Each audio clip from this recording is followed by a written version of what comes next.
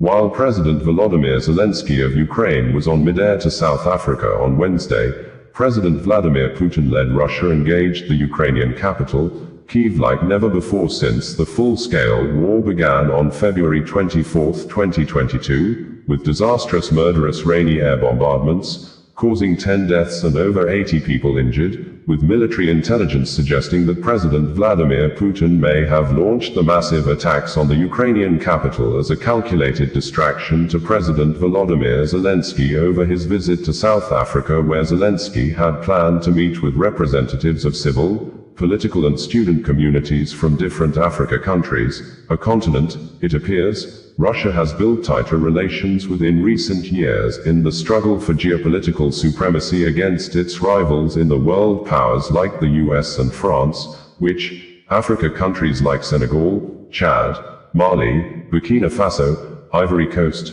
Niger, had cut military ties with France and expelled its troops. And some of the Africa countries like Chad and Niger have also expelled US troops and cut military ties with the White House, and they all, including South Africa, have moved closer to Russia. But since June 2023, when South Africa President Cyril Ramaphosa led an African leaders' peace mission to Ukraine and Russia, where they both met with Zelenskyy and Putin, after the failed peace initiative, Ukraine has stepped up its relations in the Africa continent by sharing technological and military experience with African nations, donating grains, opening additional embassies in the Africa continent with Ivory Coast and Democratic Republic of Congo, DRC, already established out of the 10 new embassies pledged in 2023. Which President Volodymyr Zelenskyy said in December 2023 that one of Ukraine's foreign policy priorities for 2024 is continuing to develop ties with African countries,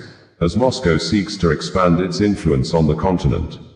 Zelenskyy, shortly after arriving in South Africa early morning on Thursday night, said he will cut short his visit in South Africa and return home due to the Russia air bombardments from Wednesday night till Thursday morning in Kyiv. Zelenskyy still held a planned meeting with the South African President, Cyril Ramaphosa, at the government's union buildings in Pretoria.